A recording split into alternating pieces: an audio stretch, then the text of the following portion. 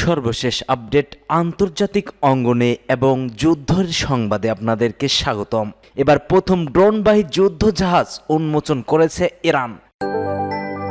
জানিয়ে দিচ্ছি, ইউরোপে আঘাত হানতে সক্ষম এমন পারমাণবিক ক্ষেপণাস্ত্র তৈরি করেছে ইরান। আরও জানিয়ে দিচ্ছি, পাকিস্তানের যৌথ মহড়ায় অংশ নিয়েছে ইসলামিক কান্ট্রি ইরান। ট্রাম্পের নতুন সাম্রাজ্যবাদ মোকাবেলায় ইরানকে প্রস্তুত হতে হবে বলছেন ডুগিনি।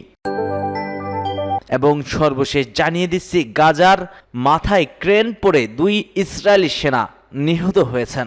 এতক্ষণ শুনছিলেন সংবাদ শিরোনাম, এবার বিস্তারিত।